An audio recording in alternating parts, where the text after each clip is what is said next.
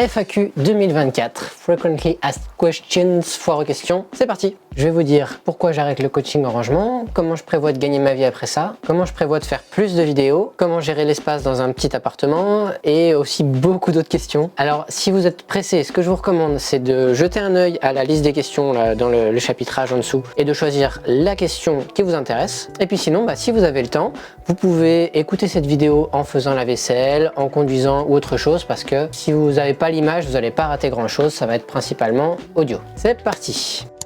Coucou Angeman, il me semble me souvenir que tu avais annoncé que tu arrêtais le coaching en rangement. Est-ce que tu pourrais nous dire pourquoi? Effectivement, je vais arrêter le home organizing. J'ai donné des explications dans ma newsletter, mais pas encore sur YouTube. En fait, pour comprendre pourquoi j'arrête, il faut comprendre pourquoi j'avais commencé. En 2021, j'ai démarré ma chaîne YouTube et là, je la gérais seulement les soirées et les week-ends. En 2022, ça a commencé à marcher et ça a commencé aussi à me plaire de plus en plus. Donc j'ai cherché un moyen de pouvoir passer plus de temps à m'occuper de la chaîne. Alors pour ça, ce que j'ai fait, c'est que j'ai quitté mon emploi salarié dans l'informatique et j'ai décidé de me lancer la moitié du temps en fait dans le coaching en organisation en me disant que ça pourrait me faire un salaire pour que j'ai plus de temps pour gérer ma chaîne YouTube. Et ça, c'était pas très malin parce que le coaching, ça marche, mais ça paye le temps que je passe à faire du coaching. Ça paye pas du tout le temps que je passe à faire des vidéos. En plus, dans le milieu du coaching en organisation, on s'adresse souvent à des gens qui ont peu de moyens, donc on doit garder des tarifs de l'heure assez bas. Je pourrais faire ça à plein temps et en vivre, mais dans ce cas, j'aurais pas particulièrement de temps à consacrer à ma chaîne YouTube. Donc ça, c'est la raison pour laquelle j'arrête. Par contre, j'ai trouvé une solution. Récemment, je suis devenu consultant en développement de chaîne YouTube. Je travaille notamment avec Sylvain du coin des YouTubeurs. Et là, c'est différent parce que les clients sont souvent des professionnels qui ont des entreprises plus ou moins grosses et qui ont plus de moyens et donc je suis mieux rémunéré. Et là, si je passe à peu près la moitié de mon temps au coaching et la moitié de mon temps à créer des vidéos, je peux m'en sortir à peu près pour me payer un salaire. Donc je vais passer sur ce modèle-là à partir de cet été. Je voulais pas vous prendre par surprise, donc mon service de home organizing est encore ouvert pendant le printemps. Les infos sont sur le site rangeman.fr, mais à partir du mois de juillet, j'arrête. Question suivante. Il y a toute une chier de questions là. Quel est ton vrai métier? Alors, ça dépend à quel moment. Mon métier pendant 4 ans, ça a été chercheur en informatique. Après, pendant 7 ans, ça a été développeur web. Là, depuis 1 an, mon métier, c'était home organizer et youtubeur. Et là, je deviens consultant en développement de chaîne YouTube et youtubeur. Que fais-tu de tes journées? Tout ce qui est autour de la création de vidéos, j'écris des scripts, je bricole, je filme, je fais le montage et puis je fais des réunions avec des gens pour répondre à leurs questions et les conseiller sur différentes choses. Voilà comment les journées se remplissent. Quel est ton rêve? Ce serait être concepteur de meubles. Quand j'ai un peu de temps libre entre YouTube et YouTube, je travaille sur un projet sur lequel je vais pas trop en dire pour l'instant. J'en suis à la phase de prototypage, mais d'ici peut-être 1 an ou 2, je pourrais arriver à quelque chose d'abouti et puis peut-être encore 1 an après, arriver à quelque chose d'industrialisable et avoir conçu un meuble qui serait chez des centaines de personnes. Ça, ce serait un kiff. Je vous en reparlerai, mais il faudrait être patient. Quel métier tu voulais faire quand tu étais petit? Prof de maths. Est-ce que ta maison est toujours bien rangée? Pas du tout. La plupart du temps, c'est clairement le bordel, parce que voilà, c'est une maison avec de la vie, avec des enfants. Mais c'est un bordel plutôt contrôlé. J'ai fait une vidéo aussi pour expliquer un peu ça. En fait, l'idée, c'est qu'il y a tellement une bonne organisation pour les rangements de chaque chose que, quel que soit l'état, en fait, on peut ranger en 15 minutes. Donc, si tu débarques, tu frappes et tu rends visite par surprise, tu vas tomber sur un gros bordel. Par contre, si tu me passes un coup de téléphone en disant « Ah, j'arrive dans 15 minutes », et le temps que tu arriveras dans une maison parfaitement en ordre. Que fais-tu dans la vie en plus de YouTube? Là, du coup, je pense que j'ai répondu avec la question d'avant. Combien de temps donnes-tu chaque semaine pour tes activités YouTube? Alors là, je pense que c'est pour ma création de vidéos. On est autour d'une 15aine d'heures par semaine actuellement. Est-ce que tu penses qu'un jour tu pourras faire plus de vidéos? C'est une remarque qu'il y a quelques temps j'avais beaucoup, maintenant je l'ai moins bizarrement, peut-être que vous êtes résigné en quelque sorte. Alors, si je la prends dans le sens, est-ce que je pourrais faire beaucoup plus de vidéos, genre 1 par semaine? Non. C'est pas le but, je sais que je pourrais pas. Par contre, faire un peu plus et passer peut-être de là 1 tous les 2 mois à 1 par mois, je pense que c'est possible et j'ai un plan pour ça. Quand je regarde un petit peu mon travail sur la production des vidéos, j'ai l'écriture qui représente, en moyenne 15% du travail. Tout le tournage avec la réalisation des projets, on est à peu près sur 25%. Et après le montage, où là, il y a à peu près 60% du temps passé là-dessus. Et pour produire plus, je dois pouvoir déléguer. Je m'imagine pas du tout déléguer l'écriture. C'est là où vraiment je mets ma personnalité, mes idées, ce serait trop compliqué. Le tournage, je peux pas non plus le déléguer. Donc il reste le montage. J'aime beaucoup le montage, mais je dois accepter que faire ça par quelqu'un d'autre, ce serait un moyen de pouvoir produire beaucoup plus, parce que ça représente plus de la moitié des projets. Si vous regardez par exemple la vidéo sur l'établi, monter la vidéo de 20 minutes sur la fabrication de l'établi, ça m'a pris plus de temps que fabriquer l'établi lui-même. Donc ce serait vraiment un moyen efficace pour produire plus. Par contre, ça se paye.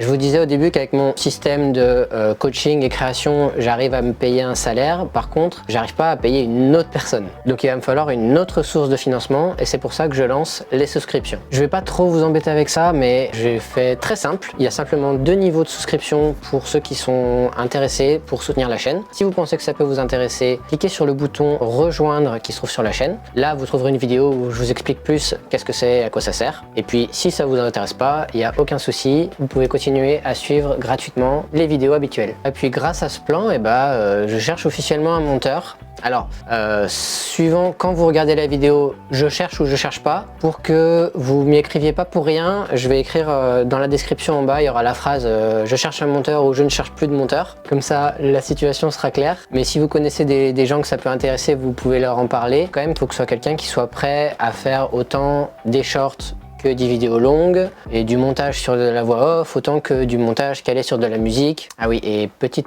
parenthèse, de préférence quelqu'un qui utilise DaVinci Resolve, comme ça on parlera le même langage. Parenthèse fermée, je passe à la question suivante. Est-ce que tu ranges aussi virtuellement les dossiers, les applis et est-ce que tu as un avis sur le rangement numérique? Oui, alors je pense que c'est quelque chose de très important, comme l'organisation de votre chambre ou de votre cuisine. Si c'est le bordel dans votre ordinateur ou votre téléphone, il y a plein de conséquences, de perte de temps, de choses qui ne sont pas retrouvées. Ça peut avoir des conséquences financières, des conséquences psychologiques. Savoir où sont les choses et les retrouver rapidement, c'est vraiment important. Et puis il y a plein de parallèles entre la façon dont on organise des favoris dans un navigateur, des dossiers ou la façon dont on organise des vêtements dans un dressing. Par contre, c'est pas un sujet qui est dans mes priorités, c'est pas un sujet que je trouve fun. Si je faisais une vidéo là-dessus, j'ai pas encore trouvé comment faire pour qu'elle soit pas chiante et pour qu'elle puisse intéresser tout le monde aussi, parce qu'on est nombreux à avoir des façons très variées d'utiliser nos outils, d'utiliser internet, d'utiliser nos ordinateurs. Et voilà, c'est difficile je trouve d'en tirer des conseils qui sont généraux. Donc voilà, pour l'instant c'est pas un sujet que je traite sur la chaîne. Ça va? Ça va. Est-ce que tu pourras faire une vidéo longue où tu ranges ta maison, extérieure et intérieure, en donnant des astuces, conseils et surtout si tu bricoles des matériaux et les prix? Alors, j'ai l'impression qu'il y a peut-être une confusion entre ranger et organiser. C'est peut-être à cause de mon pseudo d'ailleurs, hein. Ranger, c'est prendre les choses qui traînent et les mettre à leur place. Et c'est particulièrement ennuyeux. Je le fais parce qu'on doit bien le faire, tout le monde doit faire ça. Mais je trouve pas que ça fait un sujet de vidéo intéressant. Par contre, organiser, c'est définir des catégories et créer un espace dédié pour chaque catégorie. Prendre le temps d'organiser rend le rangement plus facile. Et en fait, moi je fais pas des vidéos de rangement, je fais des vidéos d'organisation. Même si j'ai pris le pseudo Rangeman parce que je trouvais ça plus marrant que je sais pas quoi. Mais le sujet de la chaîne, c'est bien l'organisation. Et organiser, ça prend du temps. Et ça se fait pas, on peut pas faire d'un coup toute la maison, ça se fait par petits morceaux et c'est précisément ça le sujet des vidéos.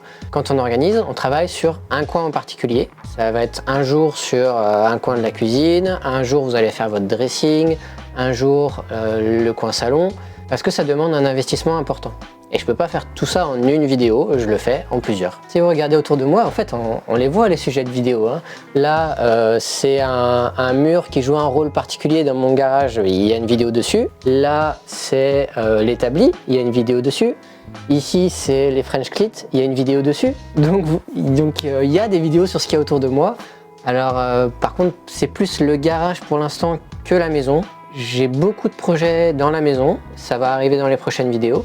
Mais pour l'instant, il y a plus le garage parce qu'en fait, je pense que quand on veut réorganiser une maison et bien entretenir une maison, la première étape, c'est d'avoir un bon coin garage, ou si c'est pas un garage, un atelier, un bon coin atelier bien organisé, parce que derrière, ça rendra plus efficace tout le travail dans la maison. Ensuite, est-ce que tu appliques tes méthodes d'optimisation du rangement à tes habitudes d'achat, notamment les courses. Est-ce que tu as particulièrement des astuces pour optimiser l'organisation du rangement des courses? Et est-ce que la vidéo sur l'organisation des courses menus est toujours dans les cartons?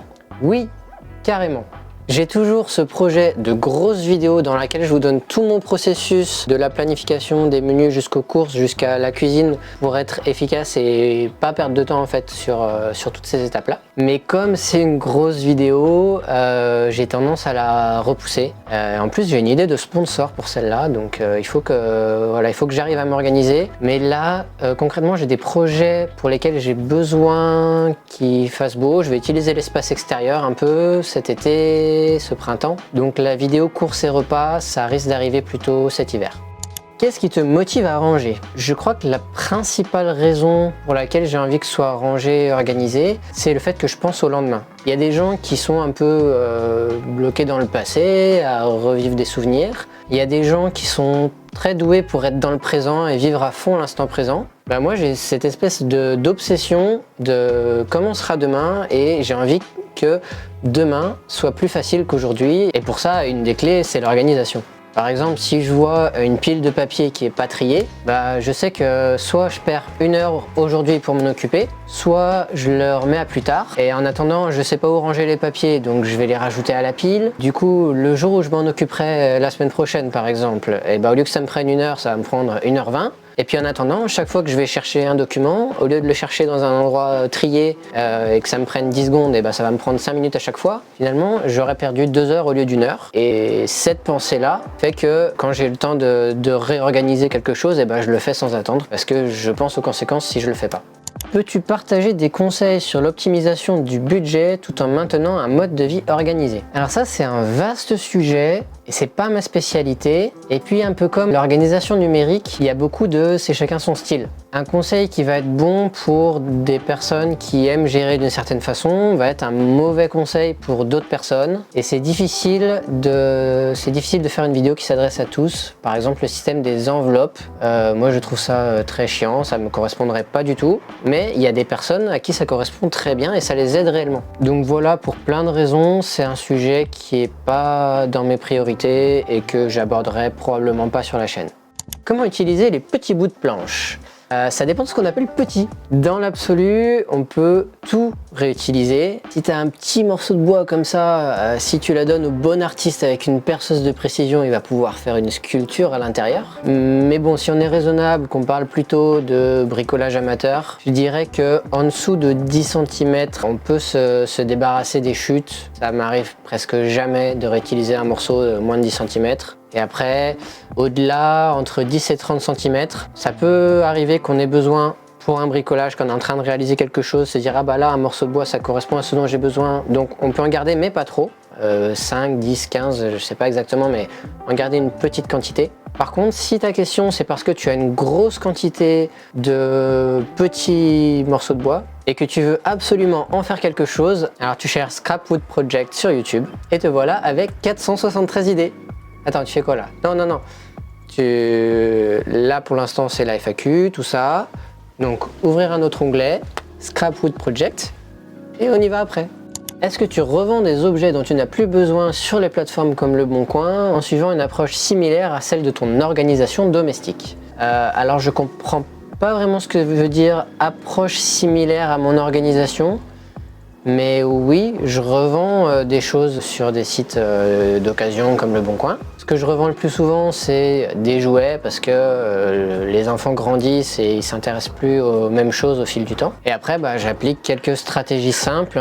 Si un objet ne m'encombre pas, je vais le mettre dans un coin en attendant qu'il trouve preneur. Par contre, s'il y a un objet qui m'encombre, dont je veux me débarrasser rapidement, je vais le mettre bien en vue dans un espace où presque il me gêne, et puis quand je le vois, ça me rappelle de baisser les prix et de le baisser régulièrement jusqu'à ce qu'il parte finalement ou éventuellement jusqu'à ce que je le donne. Étiez-vous bordélique ou organisé étant jeune? Je choisirais plutôt organisé. Quand j'étais étudiant, j'avais toujours la chambre la plus petite de la colocation et ça m'allait très bien. Et puis j'aimais voyager, étant jeune j'ai pas mal voyagé, j'ai déménagé souvent aussi, j'habitais toujours dans un appartement différent d'une année sur l'autre. Et ce mode de vie là m'a poussé à être bien organisé et à être presque minimaliste en fait. Alors qu'aujourd'hui avec ma vie de père de famille bricoleur, je suis plus du tout minimaliste. Salut, est-ce que tu gardes beaucoup de trucs au cas où? Quand on est bricoleur, on a souvent tendance à garder des trucs qui peuvent servir plus tard. Non, je garde pas énormément de choses parce qu'en fait, je pense aux conséquences que ça a de garder des choses. Au moment de se débarrasser d'un objet, on pense toujours aux conséquences que ça a de s'en débarrasser. Est-ce qu'il peut me manquer? Mais on pense pas assez, je trouve, aux conséquences que ça a de le garder. Alors après, ce que je garde, ça va beaucoup dépendre de la taille des objets parce que les petits sont moins encombrants que les vidéos. Parce que les petits sont moins encombrants que les gros.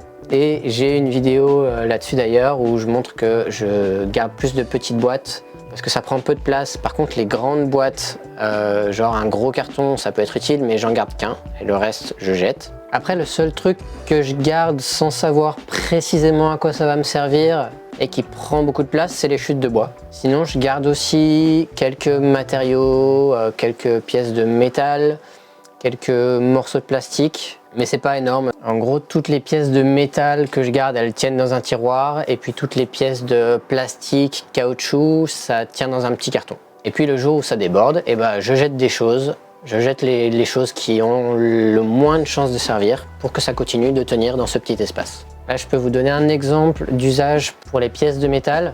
J'ai eu une lampe aimantée pour mettre au-dessus de mon établi là. Et pour la fixer, il fallait que je mette une pièce de métal en haut. Donc j'ai chopé une pièce de métal plate dans mon tiroir, tout simplement. J'aimerais bien voir comment tu ranges ton dressing. J'admets que c'est pas le plus facile de montrer ses fringues et ses vêtements, mais je suis sûr que tu as de bonnes astuces qui me permettraient de gagner en place et en efficacité.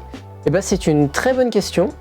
Mais en fait mon rangement des vêtements est assez nul pour l'instant, ça fait partie des choses que j'ai pas gérées. J'ai prévu de réorganiser ça un jour, mais là c'est simplement un placard avec mes vêtements pliés en pile. Si j'ai le courage, que j'ai pas trop honte, je vous mettrai une photo à côté, mais c'est pas sûr. Après, si c'est un sujet sur lequel tu veux t'améliorer, je te conseille de t'intéresser au pli vertical. Il y a pas mal de contenu de Marie Kondo là-dessus, c'est elle qui a démocratisé cette tendance-là. L'idée, c'est de mettre les vêtements, au lieu de les mettre en tas, de les mettre en ligne dans un tiroir.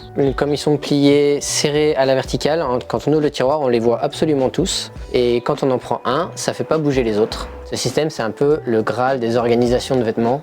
Pour ceux qui n'ont pas la place énorme d'avoir un dressing qui fait une pièce, évidemment. Je pense qu'un jour, je ferai ça, je mettrai des tiroirs à la place de mes piles de vêtements, mais là, c'est pas dans mes priorités. Ah oui, il y a quelqu'un qui dit « Et les vêtements déjà portés que tu peux remettre ». Oui, pour ça, j'ai un truc. Ça s'appelle le chevalet, c'est super pratique. J'ai toujours quelques affaires sur mon chevalet parce que par exemple un jean qu'on a porté une journée, on va pas le remettre avec le linge propre, on va pas non plus le mettre avec le linge sale, il faut qu'il ait une place. Et je trouve que le chevalet c'est l'objet idéal.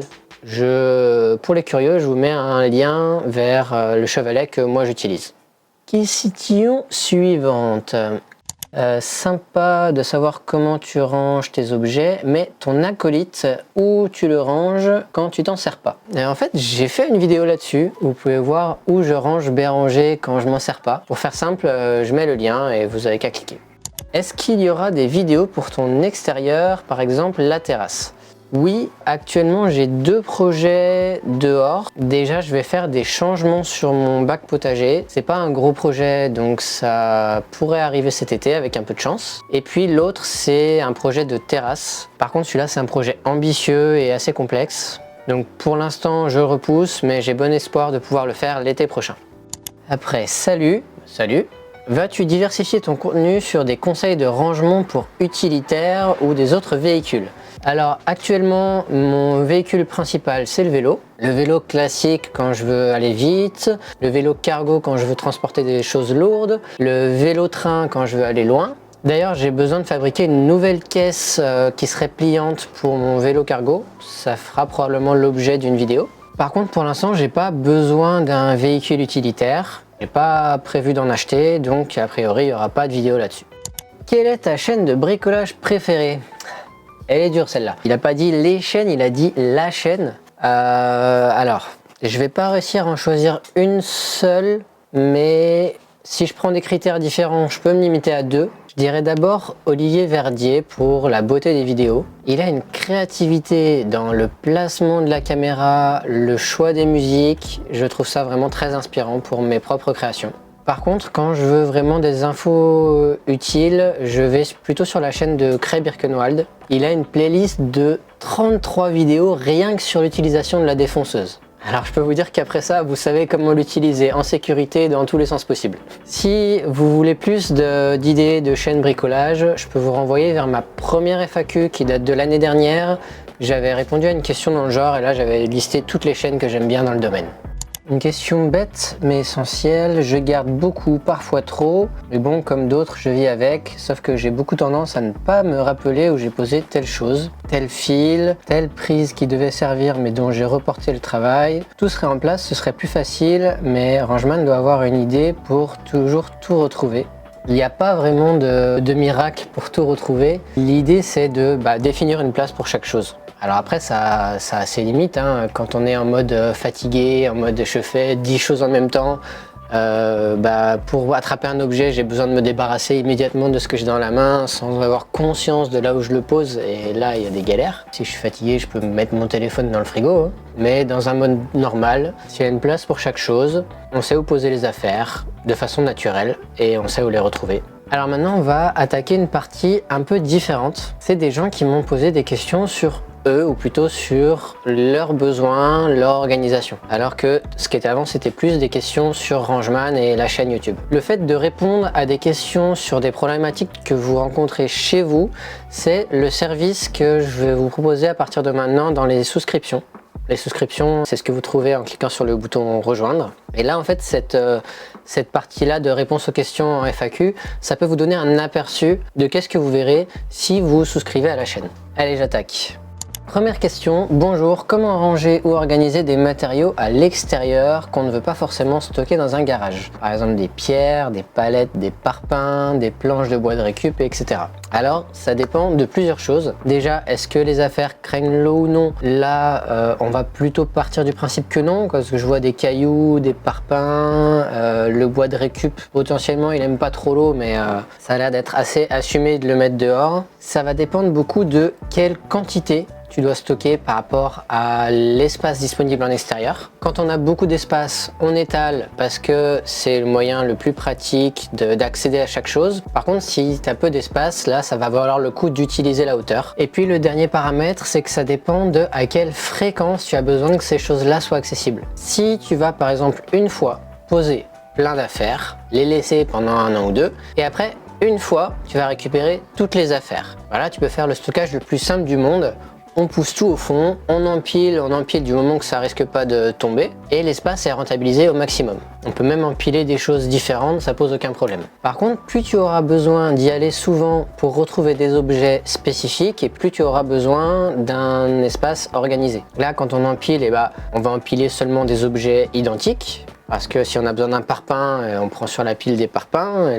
L'objet qui est au-dessous, qui est inaccessible, il ne va pas nous manquer parce que ceux qui sont au-dessus, c'est le même type d'objet. Sinon, alternativement, si tu as un peu de budget, tu peux utiliser des très grosses étagères parce que ça permet de récupérer ce qu'il y a à un niveau en particulier sans être embêté par ce qu'il y a sur les autres niveaux. Et puis surtout, faire un tri par zone en fonction des catégories de matériaux, peut-être même avec des couloirs entre les différents rangements pour pouvoir facilement circuler et puis accéder à ce qui est tout au fond pour que chaque objet soit finalement récupérable. Et enfin, pour le bois, si tu veux qu'il soit accessible, il faut penser au rangement vertical. Ce sera beaucoup plus pratique. Voilà, après, il y a plus d'infos sur ce type de rangement dans ma vidéo sur les chutes de bois. Deuxième question, est-ce que tu as une astuce pour ranger les papiers qui s'entassent pour que tout soit bien accessible?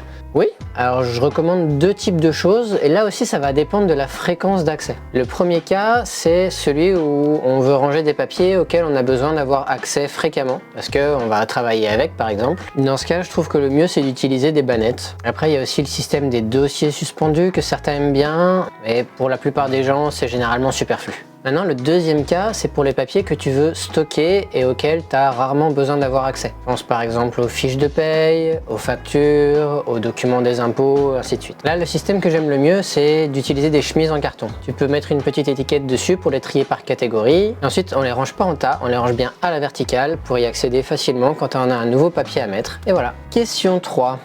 Quid des choses à ranger provisoirement, comme des choses empruntées qu'on doit rendre, des cadeaux en attente d'être offerts, des documents à remplir en attente, ça traîne toujours dans la maison, mais si on les range vraiment, on les oublie. Alors pour ça, il y a deux approches. La première, c'est la plus simple, c'est de créer une zone tampon. C'est une zone dans laquelle les choses vont être en évidence pour qu'on les oublie pas. Par exemple, chez nous, quand on a des membres de la famille qui sont passés nous rendre visite et qui ont oublié leurs affaires, on les pose dans la niche de l'entrée, bien en évidence, comme ça quand ils reviennent, on fait « Ah, au fait, il y a tes affaires, elles sont là ». L'inconvénient, c'est que ça se voit et potentiellement ça dérange. Alors la deuxième approche, c'est que au lieu que votre rappel soit visuel, le rappel va être dans votre agenda directement. Par exemple, si je veux vendre quelque chose qui n'est pas en évidence dans mon salon pour que je pense à baisser le prix régulièrement, mais que cet objet il m'encombre et que je le planque dans un coin, et je vais mettre tous les 3 jours ou toutes les semaines dans mon agenda un rappel en disant pensez à baisser le prix de tel objet s'il n'a pas encore été vendu. Ou si ma mère m'a prêté quelque chose et que je dois lui rendre, le jour où je retourne la voir, je mets dans mon agenda à l'heure de partir, note, pensez à prendre tel objet. Voilà, comme ça dans les deux cas, il y a quelque chose qui vous rappelle cet objet à gérer, soit c'est visuel, soit c'est dans l'agenda.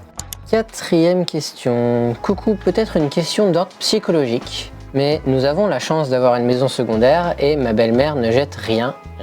Nous avons fait de longs travaux et malgré l'argument inattaquable sur les objets non sentimentaux, genre ça fait 5 ans qu'on l'a mis dans le carton et tu savais même plus qu'on avait mis ça là, malgré ça rien n'y fait. Je pense que c'est pathologique mais je ne sais plus quoi faire. On a même construit une extension pour stocker ce qu'on a plutôt que de trier ce dont on ne se sert plus. Des tips pour aider sur cet aspect? Pas vraiment. Parfois, on peut rien faire. Elle est très bonne la méthode du carton. Hein. C'est un truc que je recommande. Si on hésite, mettre les affaires dans un carton avec une date, et puis 1 an, 2 ans après, se dire ah bah oui, ça m'a pas manqué. C'est la preuve que j'en ai plus besoin. Voilà, vous êtes allé jusqu'à 5 ans. On peut pas faire mieux. Il y a des gens qui ont, à cause de certains traumatismes, cette peur irrationnelle de jeter ou de perdre un objet, et on peut pas faire grand chose. À ce niveau-là, je dirais qu'il faut voir si la personne est consciente ou pas qu'elle a ce problème. Et si elle l'est, peut-être démarrer un suivi psychologique qui aiderait cette personne à creuser pour trouver d'où vient ce blocage. 5e question. Bonjour, je vis dans un petit appartement confortable, mais disons que je suis vite encombré. J'ai tout trié dans des boîtes, mais le problème c'est que j'ai pas la place pour les boîtes de rangement. Que faire? Alors là, on est typiquement dans le cas où tu pourrais avoir besoin d'un coaching en visio. Je peux te donner quelques idées comme ça. Par exemple, on doit pouvoir utiliser mieux la hauteur. Chez les gens qui manquent de place, c'est souvent en hauteur que je trouve des espaces disponibles avec des astuces pour que les affaires restent quand même accessibles. Ou peut-être derrière les portes, tu as peut-être une porte derrière laquelle il y a 15, 20, 25 cm qu'on pourrait utiliser. Mais peut-être pas du tout. Voilà, je sais pas comment est fait ton appartement. Donc dans ce genre de situation, sans avoir vu chez toi, c'est difficile d'avoir les bons conseils. Donc peut-être qu'un coaching en visio, c'est la solution. 6e question, j'ai hérité d'un garage pas large mais tout en longueur et assez haut. Je voudrais organiser le fond avec une mezzanine, des rangements vélo, une armoire, un plan de travail. J'ai pensé récupérer un lit mezzanine avec escalier et rangement pour stocker à la place du lit. Si tu as une idée, merci d'avance. Bah écoute, ton idée elle me paraît bien. Hein. Alors tu parles d'un garage haut. Haut à quel point? Si tu peux avoir une mezzanine où tu tiens debout dessous et debout dessus, peut-être qu'il faut mieux faire une vraie mezzanine. Ce sera plus costaud qu'un lit avec un sommier quand même. Mais sinon, si l'espace dessus est pas énorme, ça peut être une bonne solution. 7e question. Bonjour, une idée de comment ranger beaucoup de tasseaux. J'ai fait de la récupération de palettes et j'ai beaucoup de bois et je suis perdu. Comment ranger mon garage? Je perds du temps à tout déplacer pour chercher un bout de bois. Merci. Bonjour. Alors, la réponse tient en 2 mots. Rangement vertical. Si tu veux que tes planches et tes tasseaux soient visibles et accessibles, pour sélectionner à chaque fois celui dont tu as besoin, le mieux c'est d'installer d'abord une rangée de barres qui vont être horizontales et après ça tu pourras mettre toutes tes planches à la verticale. Je mets une petite image là d'une installation que j'avais fait chez une cliente si ça peut t'inspirer. Et voilà, on arrive au bout des questions. Si vous êtes encore dans les gens qui m'écoutent là, après je sais pas combien de minutes à répondre à tout ça, vous êtes des vrais là, vous lâchez rien. Merci à vous. Pour vous récompenser, je vous partage quelques images de ma prochaine vidéo qui devrait sortir au mois de mai. J'en suis à peu près au début du projet. En attendant, à la prochaine et bon rangement!